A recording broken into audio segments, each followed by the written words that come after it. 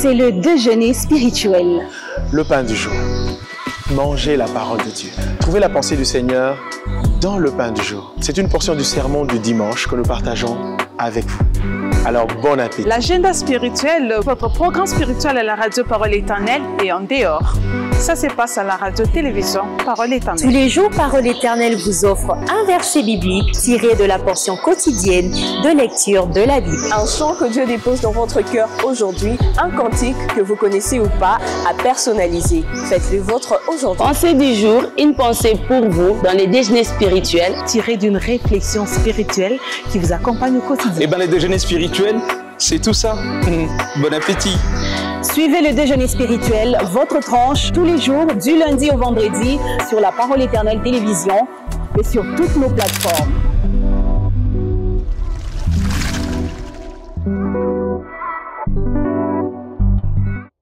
Bienvenue à vous. Aujourd'hui, nous sommes mardi et nous sommes très heureux de vous retrouver pour ce déjeuner spirituel. Nous vous disons bonjour, bon matin, merci d'être avec nous et merci de nous rejoindre pour vous qui découvrez la parole éternelle pour la toute première fois. Et donc, nous sommes ce matin avec vous. Nous, c'est Papa Danlunda qui est de l'autre côté de la baie vitrée pour nous accompagner. C'est lui, le pilote qui nous a fait atterrir chez vous. Bon, sans demander la permission, mais nous sommes quand même là dans votre salon, dans votre chambre, dans votre bureau. Nous sommes là pour partager autour des belles choses. Et donc, avec vous, la sœur Déborah, frère Alvin, nous vous disons bonjour, bienvenue. Bonjour. J'attendais ce duo. Ce sourire aussi, il est moqueur, il est provocateur. Alors vous allez bien? Jamais qu'on fasse le Oui, duo. tout va très bien. Il n'aime pas Comment ce ça? Ah oui, c'est vrai. Ça se voit. Quand c'est avec la sœur Louise, Tu l'as il aime provoqué, bien. ça s'est vu. Sinon, Alors, bonjour à vous, très chers téléspectateurs. Bonjour, sœur Déborah. Bonjour, maman Val. En tout cas, très heureuse de vous retrouver aussi à mon équipe de Pareil. choc. Alors, merci d'être là ce matin. Alors, on y va sur le premier plat que nous allons partager en signalant que nous sommes là pour 60 bonnes minutes que nous allons passer avec vous et dans la présence du Seigneur. Est-ce que vous êtes bien installés pour que nous démarrions ce numéro du déjeuner spirituel? Je suis très sûre que vous êtes déjà bien installés. Alors, on y va sur la pensée du jour qui sera suivie du pain, du chant nouveau, de la découverte, la première et la deuxième. Ensuite, la dernière découverte qui sera le verset du jour. Nous allons clôturer aujourd'hui par un beau Happy Day pour dire joyeux anniversaire à quelqu'un. Alors, je disais qu'on y allait déjà avec la petite histoire. Je disais la pensée. Oui, nous avons compris. Nous avons compris. Alors, c'est mardi aujourd'hui. On y va avec la petite histoire. Le pasteur Jean-Louis Gaillard nous accompagne dans cette petite histoire. Comme d'habitude, on y va.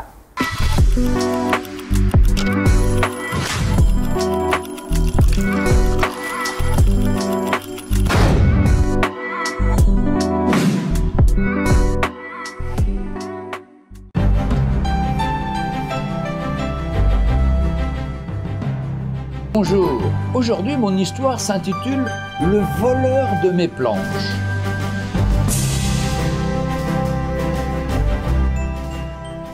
Il y a plus de 20 ans, après avoir prêché dans une réunion, je rentrais chez moi.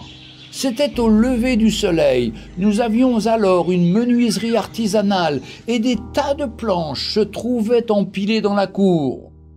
Ce matin-là, je vis en arrivant à la maison 4 hommes en train de charger des planches dans une remorque attelée à leur voiture. Ah, mon cœur ne fit qu'un bond, car j'y tenais à mes planches, mes belles planches de coffrage. Cela me rappelait la dernière fois que j'avais surpris un voleur dans ma maison. Je lui avais cassé mon téléphone sans fil sur la tête. Puis le voleur s'était enfui à grande enjambée et je me suis retrouvé seul avec mon téléphone en morceaux et surtout le sentiment d'avoir mal réagi. Avant de m'approcher de cet homme, je demandais à Dieu de me remplir de son amour. Je ne voulais pas toujours prêcher sur l'amour et le pardon, mais j'aspirais à les mettre en pratique. Je me dirigeais donc vers les voleurs et je leur demandais si je pouvais les aider à charger leurs remorques. Ils acceptèrent en me déclarant que les propriétaires étaient chrétiens et qu'il n'y avait vraiment pas à se gêner. La remorque fut vite remplie et ils m'assurèrent qu'ils en avaient assez, mais je leur remis encore 5 de mes plus belles planches. Après quoi, voyant qu'ils avaient beaucoup transpiré, je leur demandai s'ils accepteraient de boire un verre de cidre, car je savais où on le tenait, leur dis-je. Je revins donc avec une bouteille et des verres. Voyant cela, ils ne purent s'empêcher d'ajouter « Tu es un sacré coquin, toi, de savoir même où est le cidre !» Alors je leur expliquai que le propriétaire des planches, c'était moi, que j'habitais cette maison et qu'il me serait facile de les dénoncer à la police, mais que je ne le ferais pas, car le Seigneur avait changé mon cœur, car moi aussi j'avais été un voleur dans ma jeunesse et que depuis j'avais été pardonné par Jésus-Christ. Dès qu'ils m'entendirent, ils se mirent à trembler. Je leur parlais du pardon de Jésus, de la repentance et de son amour pour nous à travers sa mort sur la croix. Puis ils partirent à vive allure. Je les avais invités aux réunions que nous tenions toutes les semaines dans notre église de maison, mais je ne les vis jamais. Ce n'est que 19 ans après cet événement que l'un des voleurs vint me retrouver pour me demander pardon et m'expliqua qu'il s'était converti depuis quelques semaines. Car depuis cette fameuse nuit du vol des planches, sa conscience le travaillait jour après jour. Dites-moi, une âme ne vaut-elle pas plus que quelques planches, même que mes plus belles planches de coffrage? Nous voudrions parfois que les cœurs se tournent vers Dieu immédiatement. Et trop souvent, nous croyons que notre travail est en vain si nous ne voyons pas de résultat. Mais le Seigneur œuvre dans le silence des cœurs. Ce qu'il faut, c'est de lui rester fidèle en toutes circonstances, et il agira. Retrouvez Un jour une histoire sur www.365histoire.com. Quelle sagesse! Quand on marche avec le Saint-Esprit, il y a toujours une sagesse qui nous accompagne pour faire des choses. Et ce qui est encore plus étonnant, c'est que quelqu'un à qui on vient dérober, voler des choses, mais il arrive à gagner quand même si ça a duré longtemps, il a quand même gagné une âme parce qu'il a sémé. Il a sémé dans une terre qui a produit quelques années après. Quelle sagesse, comme je le disais. Est-ce que c'est facile d'y arriver, de faire ces genres de choses où tu trouves un voleur, mais tu lui parles de Jésus?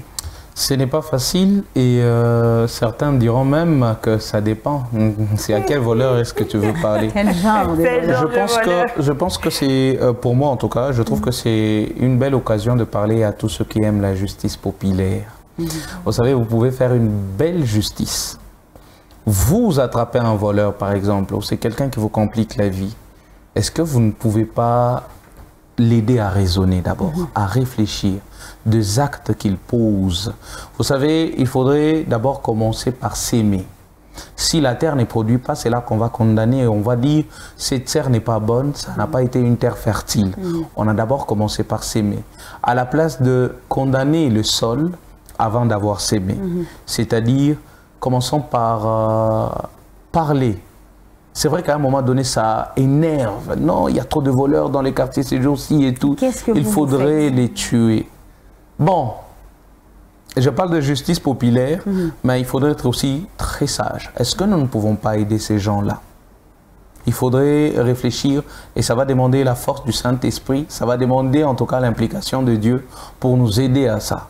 Alors, à chaque fois que vous tombez sur une situation soit qui vous énerve, demandez aussi la sagesse de Dieu. C'est important. Si c'est dans la volonté de Dieu de rencontrer ces personnes-là pour leur parler de Jésus, vous allez vraiment les remarquer et vous allez les faire tout seul comme ça, sans comprendre, et vous allez vraiment parler à quelqu'un. Et ça va se passer comme dans l'histoire de Jean-Louis Gaillard. Dieu va apaiser l'esprit de ces gens-là pour qu'ils écoutent ce que vous aurez à leur dire. Donc, demandez toujours et ayons l'habitude de prier lorsque nous tombons sur des situations comme même intérieurement. Dis Seigneur, soutiens-moi, je veux leur parler. Et surtout, il y a le pardon dedans. Il a parlé du pardon, il a su pardonner parce qu'un jour, il a eu aussi besoin d'être pardonné. Il avait été pardonné. Alors, il a rendu ce qu'il a, carrément reçu du Seigneur. Alors, à combien de personnes nous demandons pardon? À combien de personnes nous demandons pardon? Mais nous exigeons d'être pardonnés par d'autres. Mais est-ce que nous nous rendons ce pardon facilement? C'est ça aussi. Quelquefois, c'est ce qu'on dit en Swahili. Bon, je vais le dire carrément en Même Swahili. en Swahili, c'est bon. Uriye pafashi ya mwenzako avant de proposer une action. Quand tu exiges à quelqu'un quelque chose, sois d'abord le premier à être capable de faire cette chose-là. C'est comme ça que même dans le Notre Père, on dit « Pardonne nos offenses comme nous pardonnons aussi. » Aïe, aïe, aïe. La fois où le Seigneur m'a révélé cette pensée, je me suis dit donc, il faudra demander pardon, je vous assure, si vous savez que vous avez aussi pardonné. Exactement. Voilà. Et pour moi, c'était difficile de pouvoir continuer la prière parce que tous les jours, je faisais le Notre Père. Mais à ce jour-là, le Seigneur a pointillé sur cette partie. Est-ce que tu as la capacité de pardonner à autrui? De la même manière que tu es en train de me demander, Seigneur, pardonne-moi, est-ce que tu as la facilité de pardonner? Et ce jour-là, il m'a appris à devoir pardonner. C'est vrai, même quand ça te fait mal, mais dis, Seigneur, donne-moi la force. De toute façon, ce n'est pas par toi. C'est pas par tes efforts que tu y arriveras. C'est par la force du Saint-Esprit qui est en toi que nous parvenons aussi à pardonner. Seigneur, donne-moi à négliger. C'est vrai. De la même manière que je voudrais que tu me pardonnes à chaque fois quand je faute, donne-moi aussi la capacité de pardonner à toutes les personnes qui m'offenseront. Et je vous assure que vous oublierez même quelquefois. Quelqu'un va dire, non, pardonne-moi parce que de quoi tu parles? Je ne me rappelle même pas. Le Seigneur est capable de faire ces choses. Le Seigneur est capable de faire ces genres de choses si nous sommes disposés aussi à l'écouter et à prier avant de poser tout acte. Donc, que le Seigneur nous conduise dans tout ce que nous posons comme acte. Voilà, après cette belle petite histoire qui vous a sûrement édifié, nous allons prendre le pain du jour, qui est la parole du Seigneur. Un premier morceau pour cette semaine que nous allons partager avec vous, morceau que nous avons pris du pain, le serment de dimanche que nous allons partager avec vous. Alors, nous allons vous demander juste d'être bien assis et de bien écouter la pensée du Seigneur. Et nous vous disons bon appétit.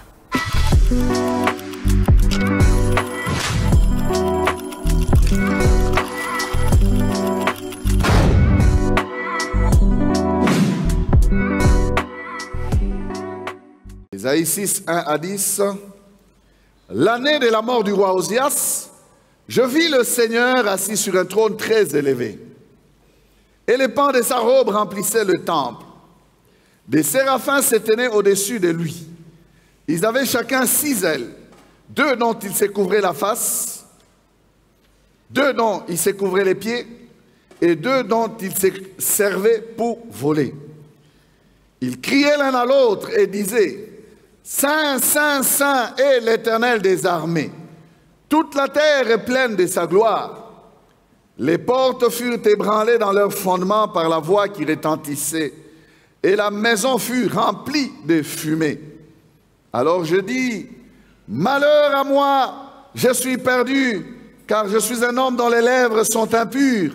J'habite au milieu d'un peuple dont les lèvres sont impures, et mes yeux ont vu le roi, l'Éternel des armées. Mais l'un des séraphins vola vers moi, tenant à la main une pierre ardente qu'il avait prise sur l'autel avec des pincettes. Il en toucha ma bouche et dit, ceci a touché tes lèvres, ton iniquité est enlevée et ton péché est expié. J'entendis la voix du Seigneur disant, qui enverrai-je et qui marchera pour nous? Je répondis, me voici, envoie-moi. Il dit alors, va et dis à ce peuple, vous entendrez et vous ne comprendrez point. Vous verrez et vous ne saisirez point. Rends insensibles leur cœur, les cœurs de ces peuples. Endurcis ses oreilles et bouche-lui les yeux, pour qu'ils ne voient point de ses yeux, n'entendent point de ses oreilles, ne comprennent point de son cœur, ne se convertissent point et ne soient point guéris. Amen. Psaume 65, verset 5, on y va. Heureux celui que tu choisis et que tu admets en ta présence. dans tes parvis. Nous nous rassasierons du bonheur, de la sainteté de ton temple. Amen. Bon appétit. Dès ce 24, nous disons, dans sa présence, il envoie. Dans sa présence, il appelle. Mais il appelle pourquoi? Il appelle dans sa présence, c'est vrai. Après avoir choisi quelqu'un, je peux dire, bien-aimé, que l'appel nous introduit dans la mission. L'appel nous introduit dans une responsabilité. On ne peut pas être appelé à ne rien faire. Bien-aimé, Dieu a un but pour lequel il t'a appelé. Dieu a un but pour lequel il t'a sauvé. Tu es devenu chrétien parce qu'il y a un objectif de Dieu que tu vas atteindre dans ta vie. Tu ne vas pas tourner en rond. Non. Alors, le texte d'Ésaïe que nous venons de lire nous parle de l'appel d'Ésaïe. Son appel commence par une information concernant la mort du roi Osias. Osias, c'est qui? Osias, c'est un roi qui est connu, et nous pouvons retenir cela tout simplement, connu pour avoir voulu offrir du parfum au temple par lui-même. Ça, c'est ce qui a marqué son règne. Il s'est autoproclamé sacrificateur des rois qu'il était. Et les sacrificateurs qui servaient au temple se sont opposés à lui parce qu'il ne lui était pas permis de faire cela. Et ce roi va s'élever de lui-même parce qu'il a eu envie, à cause de sa grandeur et de ses ambitions,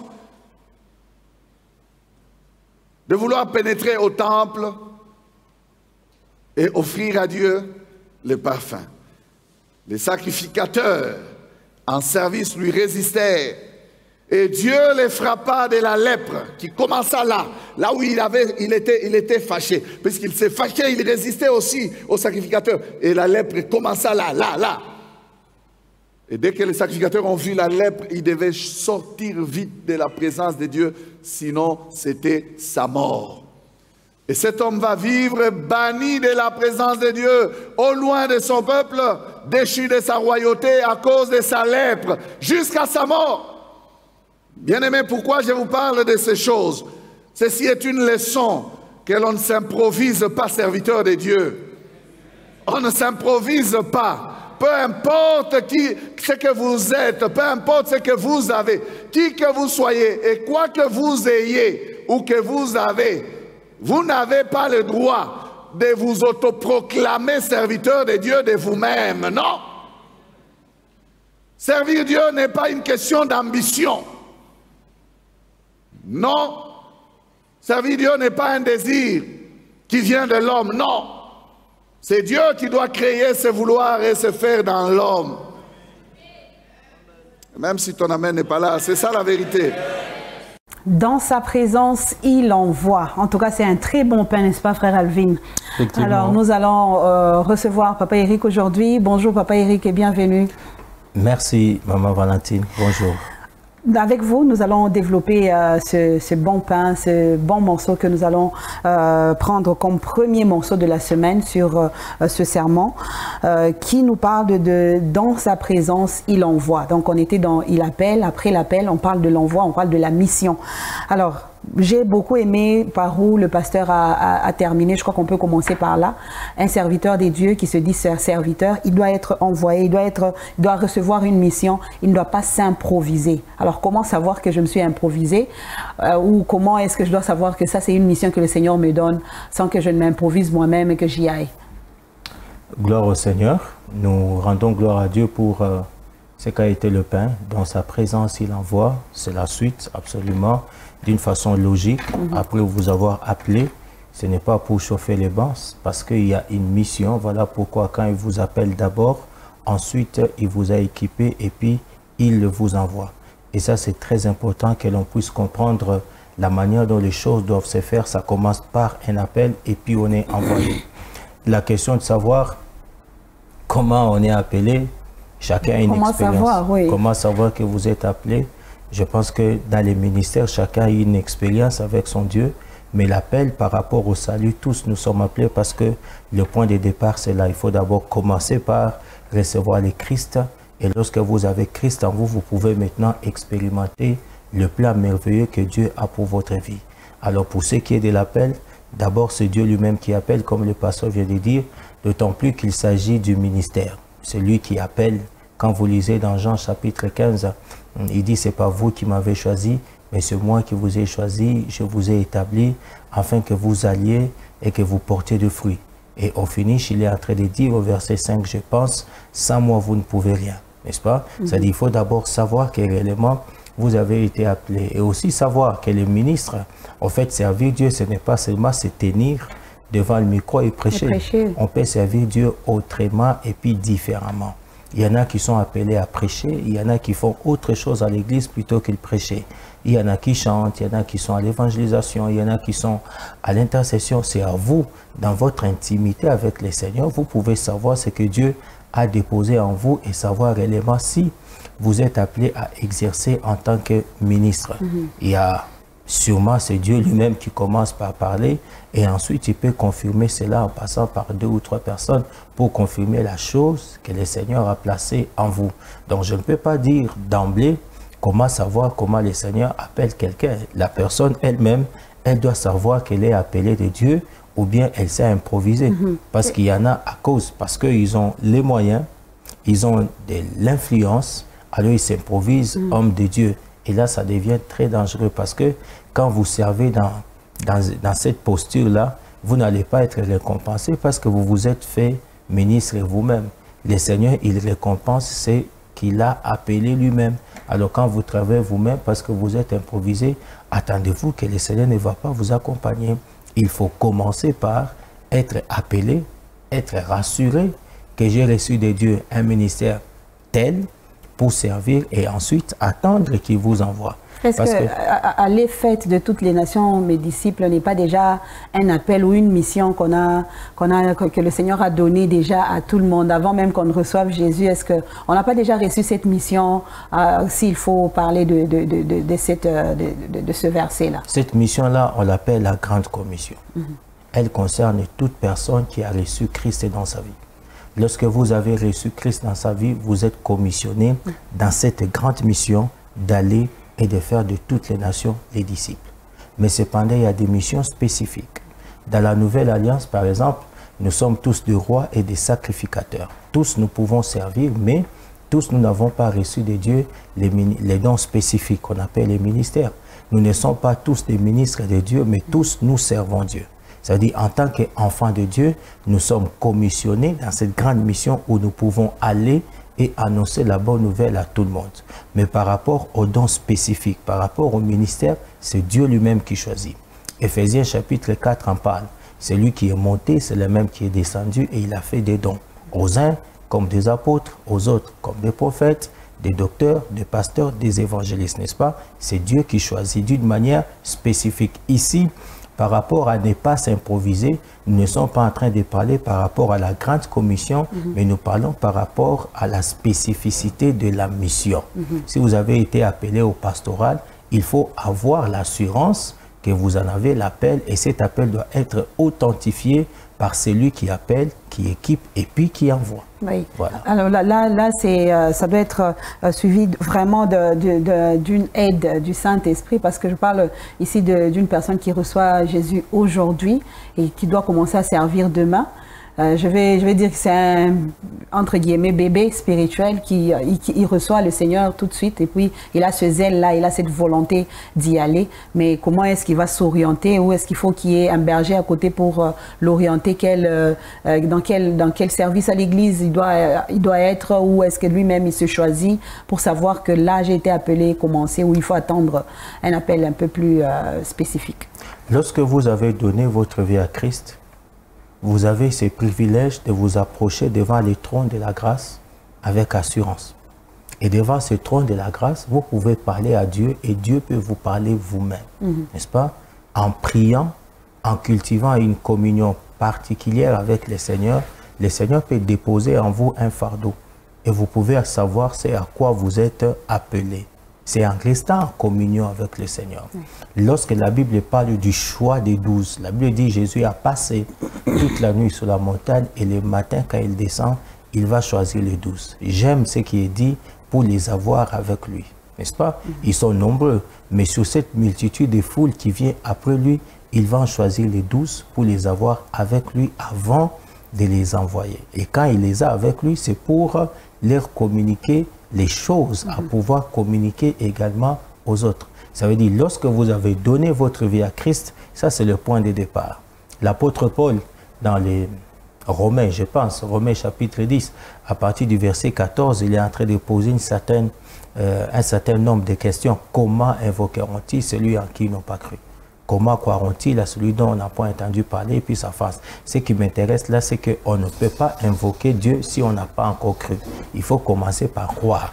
Lorsque vous avez cru, vous pouvez découvrir par votre communion avec le Seigneur, par votre fréquentation à la maison de Dieu, parce que c'est là qu'on nous apprend à bien servir Dieu et également à bien nous conduire. Alors, par rapport à tout cela, plus vous fréquentez l'Église, plus vous méditez la parole de Dieu, plus encore vous priez, vous vous consacrez à Dieu, Dieu lui-même, il va vous donner ce pourquoi il vous a envoyé ou bien ce pourquoi il vous a appelé. Merci beaucoup, Papa Eric.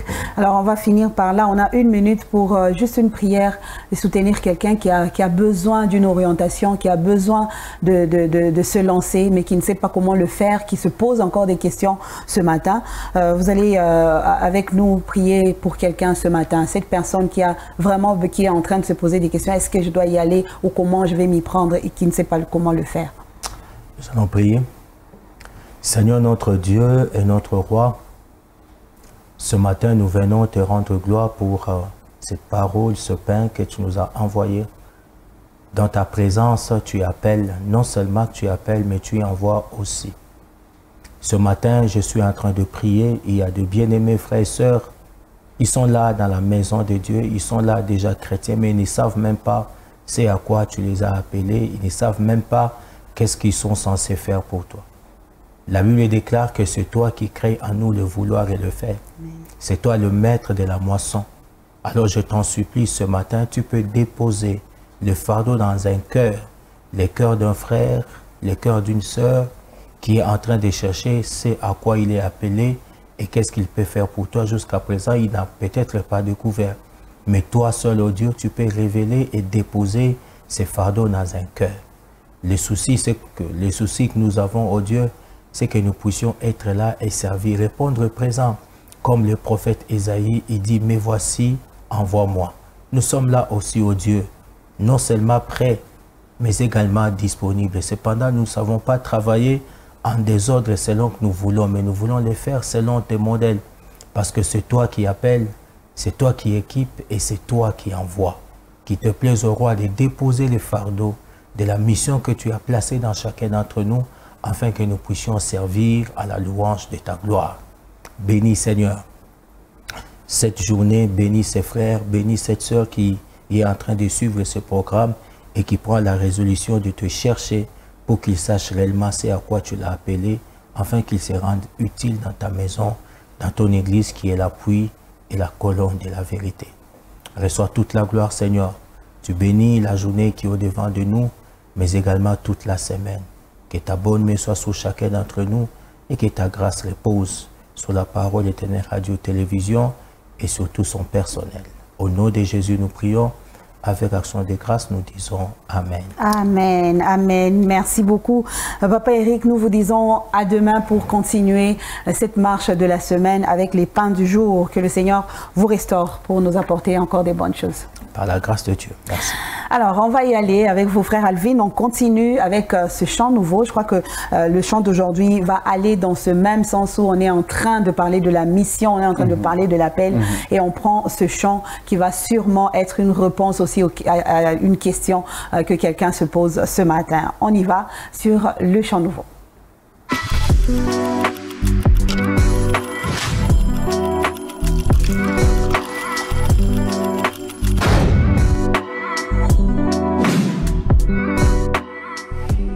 Quel beau chant de la sœur Déborah Loukalou. Ah, C'est pas toi. Je sais. C'est pas toi. Ça peut même pas être toi. Non, même pas un petit peu. Alors, c'était beau, c'était bon. Et puis c'était un nouveau chant. Le rythme, il est vraiment trop jeune, mais que ça va quand même. Nouveau par rapport à quoi? Nouveau par rapport à quoi? Mais ça fait déjà quelques semaines. Quelques semaines, oui. Oui. Ouais. Alors, c'est un chant qui dit beaucoup, frère Alvin. Jamais. Juste ce titre-là dit tout. Je n'ai pas eu tort de te faire confiance et je ne regrette pas, je ne regretterai jamais de t'avoir fait confiance et d'avoir suivi le Seigneur. Donc, elle s'adresse au Seigneur et elle s'adresse directement au public. Alors, qui peut arriver à comprendre qu'on ne peut jamais regretter la décision qu'on prend, surtout celle de suivre le Seigneur? Qui ici, ce n'est un enfant de Dieu? Si tu te reconnais enfant de Dieu, je crois que tu ne vas pas regretter d'avoir fait confiance à Dieu. C'est vrai, à un moment donné, lorsque nous faisons face à des défis, il y a de lamentation, mais Dieu n'est pas content de ces lamentations-là, de ces cris de pleurs. C'est comme lorsque le peuple d'Israël quittait l'Égypte, ils vont tomber sur la mer Rouge, et pas que sur la mer Rouge, toutes les fois où Israël avait connu des difficultés durant la marche, ces derniers criaient sur Moïse, non mais il fallait nous laisser mourir en Égypte et tout. Dieu fidèle qu'il est, malgré qu'à un moment donné, il disait, je veux détruire ce peuple. À chaque fois que Moïse parlait, il gardait sa promesse qui était de sécuriser ces peuples, sa promesse qui était d'amener ces peuples vers la terre promise, en nourrissant ces peuples. Je pense que c'était la semaine dernière, peut-être que c'était à la radio, nous l'avons dit, Dieu a amené un peuple dans un milieu où il n'y avait pas tout ce que le peuple pouvait avoir. C'est les déserts. Où est-ce que dans les déserts vous aurez de la bouffe? C'est qui même qui va ouvrir un restaurant au désert pour vous vendre? Dès l'eau, là, on parle beaucoup plus. Voilà, on parle beaucoup plus d'oasis et ça dépend. Il faudra avoir la carte pour savoir où se trouve de l'eau pour vous. Or, ce peuple-là, je me dis, il marchait sans carte. Et la seule carte, c'est Dieu. Je pense que nous l'avons dit une fois, c'est Dieu qui connaissait par où est-ce que le peuple pouvait passer pour être en sécurité et tout. Donc, faire confiance à Dieu doit soulever en nous, excusez, de la joie. Toujours de la joie, parce que lorsque nous lui abandonnons notre vie, il sait comment en prendre soin. Et il les fait de la meilleure des façons. Lorsque nous lui abandonnons, nous lui donnons carrément notre vie. Il sait où est-ce qu'il faudrait qu'il retouche, où est-ce qu'il faudrait qu'il ajoute des choses, ou où est-ce qu'il va en fait laisser intact parce qu'il sait que c'est pour sa gloire. S'il l'a dit à Paul qui s'est plaigné, mais les chars de tout, il dit c'est ma gloire, ma puissance se manifeste dans la faiblesse. Il sait, s'il laisse certaines douleurs, c'est pour sa gloire. Mais il ne va pas laisser une douleur en fait qui va vous éloigner de lui, non. Il y a des douleurs où vous-même vous savez que ça là, si Dieu n'intervient pas, je suis rien. Je suis rien, ouais. Rien de chez rien. Donc, ayons cette habitude-là de reconnaître l'amour et surtout d'être content parce que nous lui avons fait confiance et il prend soin de nous. Déjà, peut-être que Maman Val, je finis par là. Nous sommes nés, nous étions enfants, vous et nous. Personne n'a demandé à faire une prière à Dieu pour lui dire « garde-moi, protège-moi ». Nous étant enfants, peut-être que nos parents, les pasteurs, les serviteurs de Dieu l'ont fait, mais nous-mêmes, personnellement, nous ne l'avons pas fait, mais ils l'ont gardé. Sans même nous poser de questions, il nous a sécurisés. Tu pouvais tomber dans un puits. Tu pouvais, je ne sais pas, tomber sur un couteau dans le feu ou je ne sais pas. Et après ça, c'est la mort et autres. Mais il nous a gardés. Bon, que dire de l'âge que nous avons aujourd'hui? Est-ce que nous pouvons dire qu'il va nous abandonner ou il va changer d'avis? Je ne crois pas. Les mêmes Dieu qui nous a gardés lorsque nous étions inconscients. Et même dans l'ignorance, avant de lui appartenir, il nous gardait. C'est ce même Dieu qui continue à nous faire du bien. Il fait du bien à qui il veut. Il décide de se réveiller le matin. Tu te réveilles le matin et tu vois qu'il y a la grâce de Dieu dans ta vie. Déjà, en commençant par le souffle de vie, il faudra déjà commencer par là et reconnaître. J'ai aimé cet exemple que tu as donné pour les enfants d'Israël. Ils étaient dans les déserts. Dieu pouvait les faire passer, sachant les difficultés du désert, il pouvait décider qu'ils passent même par une brousse, par une forêt, pour qu'ils soient sécurisés. Et puis, ils pouvaient avoir à manger, il y a des fruits. Donc, mais non, il fallait qu'ils passent à un endroit où il n'y avait rien, pour qu'ils dépendent totalement du Seigneur. Même si chaque fois, ils pouvaient à un moment regretter l'Égypte et tout ça, mais le Seigneur voulait qu'ils dépendent totalement. Mais c'est là que la reconnaissance reconnaissance doit être importante. Reconnaître ce que le Seigneur fait, même si c'est en pleine difficulté. Il y a quand même quelque chose que le Seigneur fait. Quand on vit, on a déjà une bonne action de grâce à rendre au Seigneur. Ça c'est vrai, ça c'est vrai. Et très souvent, malheureusement, c'est toujours après ces déserts-là qu'on se rend compte, ah mais c'est vrai, le Seigneur nous avait soutenus à cette période-là.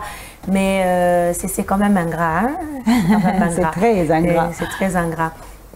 Quand vous passez par des moments difficiles, ne voyez pas d'abord ces moments-là. Voyez les quelques fois où le Seigneur a ouvert ou frayé un chemin pour vous donner du pain, pour vous donner de l'eau, peut-être de l'électricité, parce qu'on a aussi besoin de s'éclairer. Beaucoup de choses, au fait, que le Seigneur fait, quelquefois on n'en prend pas compte et ce n'est pas vraiment bien. Je suis sûre que le Seigneur, de là où il nous voit, de son trône, il regarde ces hommes vraiment. Quelle ingratitude. Quelle ingratitude s'il pouvait se rendre compte que je prends soin d'eux plus que je ne prends soin du monde. Plus qu'il le demande, parce qu'il donne au-delà même de ce que nous demandons. C'est vrai. Et il nous fait du bien. Et c'est ce qu'on le dit, hein, on le dit souvent. Deux fois, avant de dormir, on ne demande jamais que le Seigneur nous donne la bonne santé ou le souffle de vie. Mais le matin, quand on se réveille, on se rend compte qu'on a le souffle de vie, on a la pleine forme pour travailler, pour boire de l'eau, pour manger, et même l'appétit. Sachez que les petites choses que vous pensez être petites là, c'est vraiment une grâce de Dieu. Et je vous assure que si vous vous rendez compte qu'il y a ces choses-là manifestées dans votre vie, dites-lui merci. Même si vous n'avez pas de pain, de quoi manger, mais vous avez la capacité de boire même de l'eau, dites-lui suffisamment, Seigneur, Amen. merci pour la capacité que tu m'as donnée de boire de l'eau. Gloire te soit rendue. Même si c'est la pluie, c'est l'eau de pluie, dites-lui quand même merci. Ah oui, hein? Ah oui. Et donc, commençons par reconnaître les petites choses. C'est ce qu'en tout cas la sœur Déborah voulait dire en 2 mots. Les petites choses que le Seigneur fait déjà dans votre vie sont une raison pour laquelle vous pouvez déjà rendre grâce au Seigneur. N'attendez pas qu'il fasse ce que vous avez demandé, mais déjà dites merci pour ce qu'il a donné sans que nous ne demandions. Alors, c'était un bon chant que nous vous proposons, un chant tout nouveau que vous pouvez aussi suivre et partager. Suivez aussi en famille, faites du bien à vos enfants. Ayez des moments comme ça où vous suivez des chants et vous le développez, vous échangez et tout ça. Vous regardez la profondeur de ce que l'artiste veut dire et donc vous reconnaissez la grandeur du Seigneur. Alors, c'est ce qui nous emmène avec beaucoup de force dans la deuxième partie de cette émission. Ce sera une partie qui s'ouvre avec la découverte que nous allons prendre. Nous sommes mardi et nous savons ce que c'est mardi. On y va sur la découverte en santé, n'est-ce pas, frère Albé? Ouais, c'est la santé, madame, messieurs, et tous ceux qui nous ont suivis depuis le début de ce mois, le tout premier mardi d'ailleurs, nous avons entamé avec le cancer. Le tout premier, la toute première semaine, continue, voilà. Nous parlons d'Octobre Rose. Il était prévu de parler d'un autre type de cancer, mais nous nous sommes dit pourquoi ne pas faire une forme de synthèse, nous rappeler, c'est important. Nous sommes encore durant le mois de sensibilisation au cancer de sein. Nous sommes appelés à nous rappeler cela. Peut-être que c'est votre toute première fois de nous suivre. C'est donc une belle occasion de nous sensibiliser autour du cancer du sein. Alors, nous avons juste fait une petite compilation d'1 minute 30 secondes, je crois bien. Et juste après, nous allons revenir nous sensibiliser encore et encore autour de cette maladie que vous pouvez vous prévenir. Oui, il y a possibilité de prévenir cette maladie, à moins que ça soit génétique. Même quand génétique, il y a possibilité en fait, d'en prendre soin. Ouais. Alors, on va y aller sur la découverte en santé. On se retrouve juste après.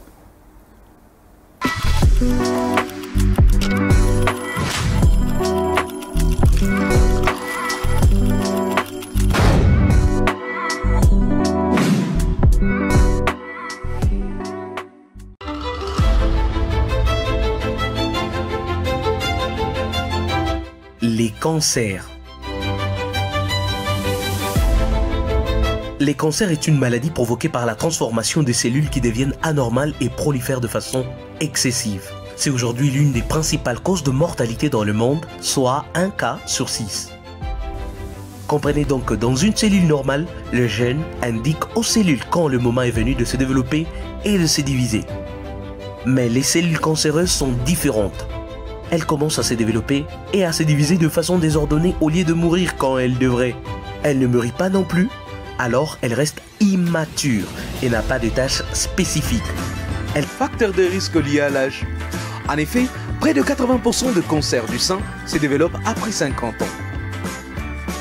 les facteurs de risque liés à nos modes de vie, aïe aïe aïe, tels que la consommation d'alcool et de tabac, un surpoids ou encore pas ou peu d'activité physique qui peuvent favoriser l'apparition d'un cancer du sein. Vous remarquerez le changement de la texture de la peau, changement de ganglions lymphatiques, douleur au sein ou mamelon, écoulement mammaire, fossette, gonflement, une masse dure dans un sein qui est soit fixe ou mobile. Oyez, oyez, retenez ceci. L'incidence de ces types de cancers croît à mesure que l'âge avance. Alors, faites-vous dépister parce que tôt il est détecté, facile il est à traiter. Et c'est tout pour aujourd'hui. Merci de nous avoir suivis. Hey, faites attention à votre santé.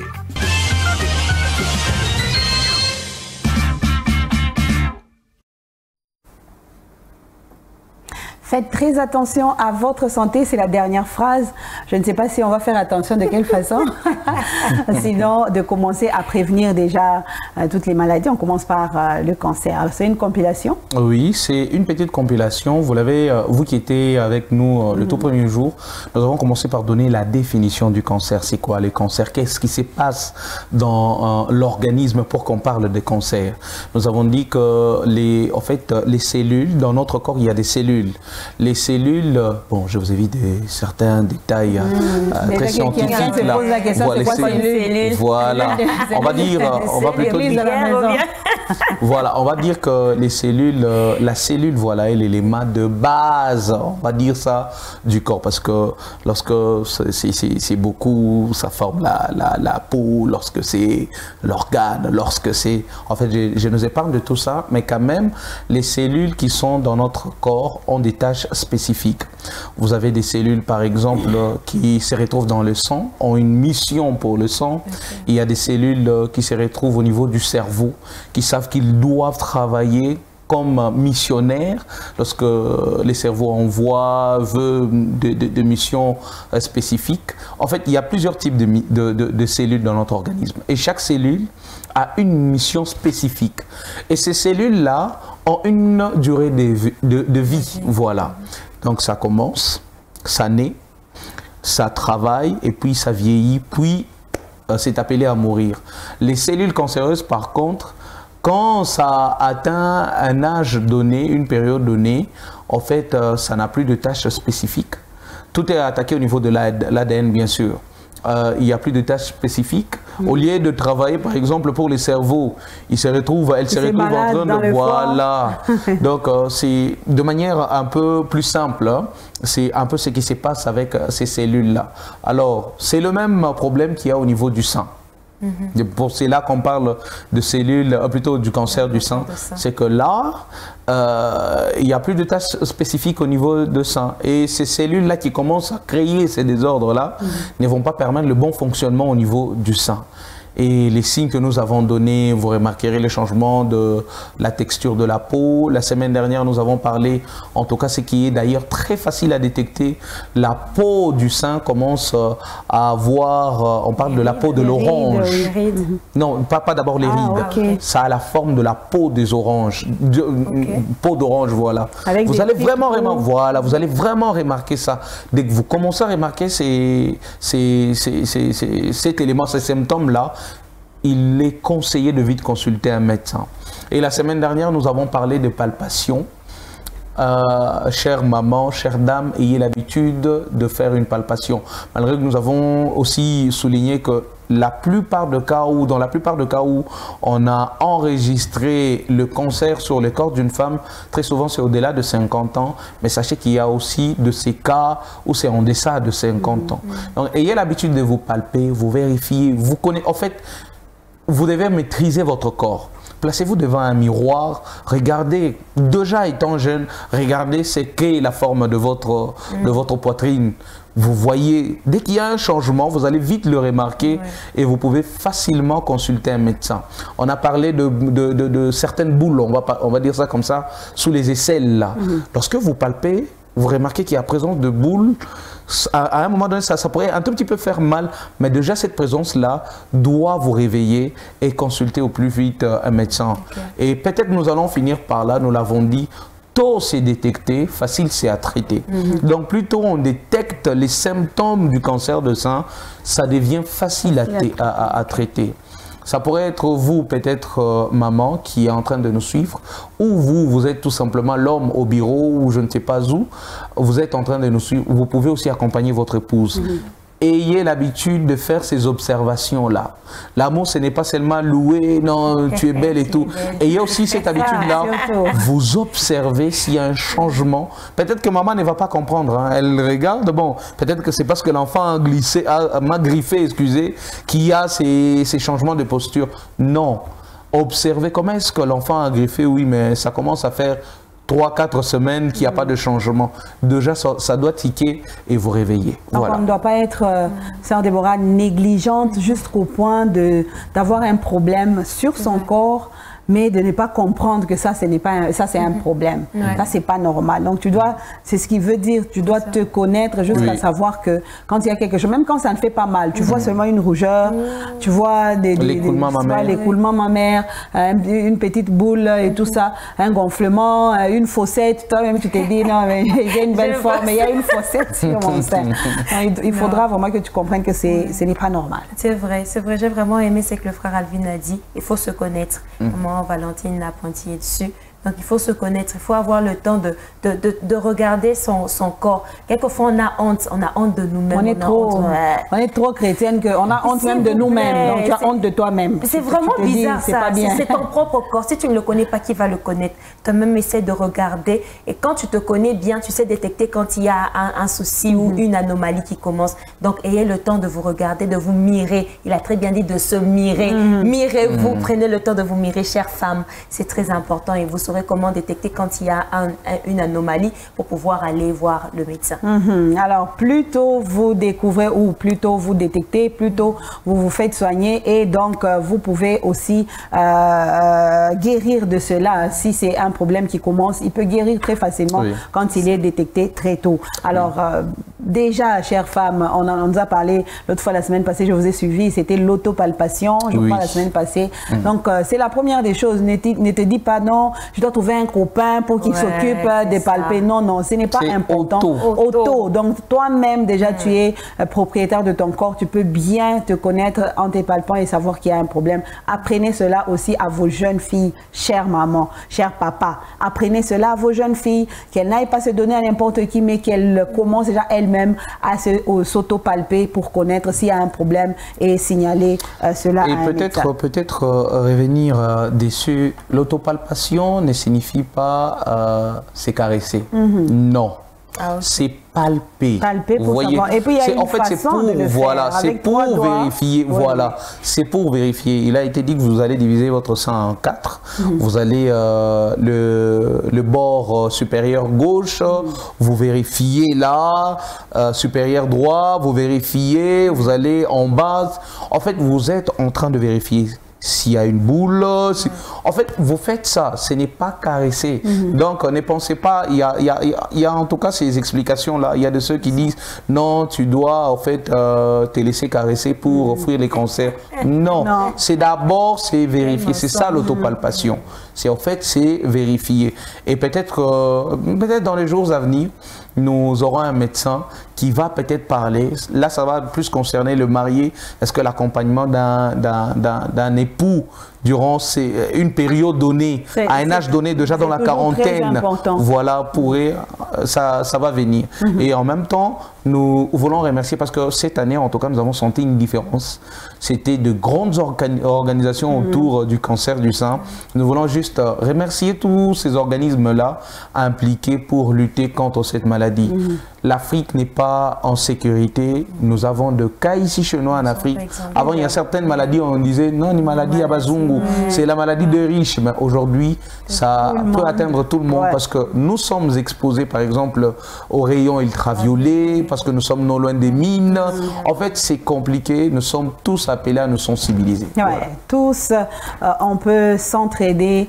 Les hommes comme les femmes, tous sommes concernés par ce problème de cancer parce que si la femme est atteinte, si le sein de la femme est atteinte, même le bébé qui est garçon sera atteint. Donc c'est un problème et des hommes et des femmes et des jeunes et des vieux et de toute la communauté. On peut s'entraider et éloigner ce problème de cancer, en tout cas très loin de nous. Merci beaucoup frère Alvin, c'était très important. On peut toujours continuer à en parler, Ce n'est pas seulement le mois d'octobre, mais on peut en parler à n'importe quel moment parce que c'est un problème de santé publique.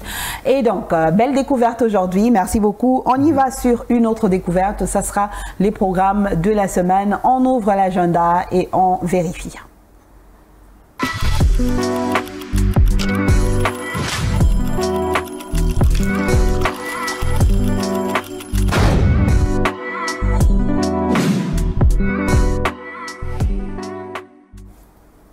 Alors, le premier programme dont nous allons parler aujourd'hui, c'est « Nous n'ignorons pas ces dessins » qui commence déjà aujourd'hui, ce mardi. Qui a commencé hier. Il a commencé hier, oui. Nous sommes mardi aujourd'hui, donc qui a commencé hier.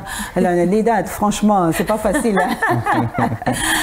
En tout cas, nous allons vous inviter à participer vivement à ce grand programme qui s'est ouvert pour vous avec le pasteur Henri Papa qui est parmi les orateurs, le couple du pasteur Guy Amani. Nous sommes sur 119 avenue Kasavubu, croisement Sandoa dans la commune de Lubumbashi au quartier Makutano. Vous êtes très loin, vous pouvez aussi suivre sur nos plateformes sur YouTube, nous passons en direct et vous ne manquez pas un seul instant dans cette présence du Seigneur où nous allons passer beaucoup de temps. Alors il y a aussi l'école d'intercession qui commence le 3. Le 3 et ce sera pour la semaine prochaine déjà. Et nous nous invitons tous et l'inscription est faite ici à Parole Éternelle. Donc vous avez vos 30 $, venez et vous allez vous enregistrer. Parce que si vous venez après, ça sera vraiment compliqué pour l'organisation. Donc on doit savoir combien de gens doivent être là pour bien manager la logistique. Donc s'il vous plaît, hâtez-vous parce que les places sont vraiment limitées. Si vous venez après, je serai désolée de vous annoncer que vous ne serez pas participant. Ah, là elle s'adresse à vous, frère. Oui, surtout les retardataires. Il ne faut pas venir après comme la fois passée. Ah oui, toujours. C'est grave. Alors, les inscriptions ont commencé à combien? À 30 $. 30 $. Oui, alors, 30 $ seulement. Alors, les 30 $ d'aujourd'hui, c'est 60 000. C'est tellement peu. Hein. C'est vraiment peu. Aujourd'hui, c'est dans les 60 000, 62 000 et tout ça. Donc, venez vous inscrire et participer à cette école d'intercession qui s'ouvre pour tout le monde. Ça sera du 3 au 8. Et le 8, ce sera la remise des brevets. Ces genres de choses, c'est des choses auxquelles on doit participer. Donc, n'allez pas là où vous allez souvent. Venez ici, c'est là qu'il y a la vie. Nous apprenons les choses de la vie. Alors, aussi, d'autres programmes dans plusieurs de nos extensions, des programmes de prière, de programmes de partage et tout ça. Ne manquez pas cette semaine. Vous êtes près d'une extension de la parole éternelle. Passez et partagez ce temps avec nous chaque jour. Il y a quelque chose de nouveau à découvrir avec le Seigneur et dans la marche avec le Christ. Et donc, c'est là notre agenda qui se suit avec ce verset du jour que nous partageons avec vous.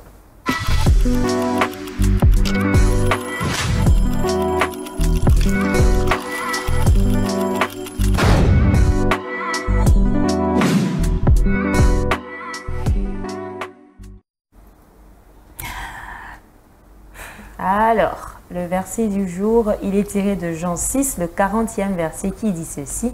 « La volonté de mon Père, c'est que quiconque voit le Fils et croit en lui ait la vie éternelle. Et je le ressusciterai au dernier jour. » Je vais réitérer ce texte. « La volonté de mon Père, c'est que quiconque voit le Fils et croit en lui ait la vie éternelle. Et je le ressusciterai au dernier jour. » Aujourd'hui, nous lisons Jean 6, 40 comme verset. La volonté du Seigneur, on la connaît. Quiconque voit le Père et la vie éternelle. Et donc, c'est comme une interpellation aussi ce matin. C'est comme une ouverture d'esprit ce matin. Est-ce que vous êtes vraiment dans la volonté du Seigneur pour compter, être parmi ceux qui seront là au ce jour-là en train de partager avec le Seigneur? Est-ce que ce matin, quelqu'un s'est réveillé et a vu qu'il est dans la volonté du Seigneur, frère Alvin? En tout cas, c'est ce que nous sommes appelés à désirer et désirons d'abord plus la volonté du Père. Christ l'a dit, c'est d'abord la volonté de Dieu, pas ma volonté. Donc cherchons la volonté de Dieu dans tout ce que nous sommes en train de faire, même dans nos pensées. Est-ce que les pensées que tu as sur ta vie, même sur tes voisins, est-ce que c'est dans la volonté de Dieu? Est-ce que ça représente la volonté de Dieu? Amen. Donc, faisons attention à cela. Faites du bien autour de vous. C'est déjà une première volonté du Seigneur. La Bible dit, si vous êtes capable de faire du bien et que vous ne le faites pas, vous péchez. Donc, commencez déjà par là. Faites du bien autour de vous. Faites plaisir aux gens qui sont autour de vous et faites du bien au cœur du Seigneur. C'est déjà un premier pas dans l'accomplissement de la volonté de Dieu dans votre vie. Un très beau verset. Nous vous disons merci beaucoup de nous avoir suivis parce que c'est la fin. Je ne sais pas s'il y a un tout petit mot que vous allez dire avant de finir, frère Alvin, et on se sépare pour se retrouver demain. Eh ben, je pense que je vais tirer pas un mot mais une phrase de la Bible. Christ a dit à quelqu'un, n'étais-je pas dit si tu crois, tu verras la gloire de Dieu?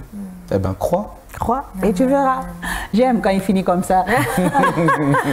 Et vous, sœur Déborah? Aimez le Seigneur de tout votre cœur. Je vous assure qu'il vous fera du bien. Et moi je vous dis, Jésus revient. Il revient. Il est déjà en train de revenir. Soyez prêts à tout moment. À tout moment, ça peut être la fin de votre vie. N'attendez pas une fin, mais la fin de votre vie, ça peut être le jour où vous décédez. Ça peut être le jour où c'est fini pour vous. Alors soyez prêts à tout moment. Le Seigneur est déjà à la porte de votre cœur. Alors c'est fini pour aujourd'hui. Nous disons merci à la grande équipe de réalisation. Papa Dandunda est en tête et on se retrouve demain avec la même détermination pour partager autour de la parole du Seigneur. Je ne sais pas si vous allez vouloir bien m'accompagner demain pour que je dise avec la même équipe. Moi, je serai là. Non. Non. Moi, je serai là. Non. Non. Oh, la femme est toujours femme.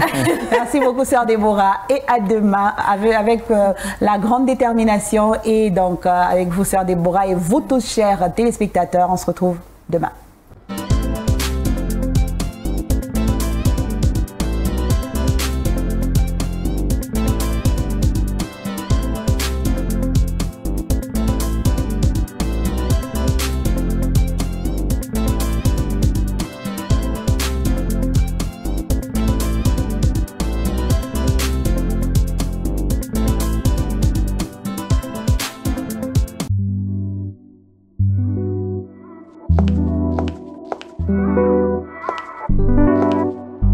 C'est le déjeuner spirituel.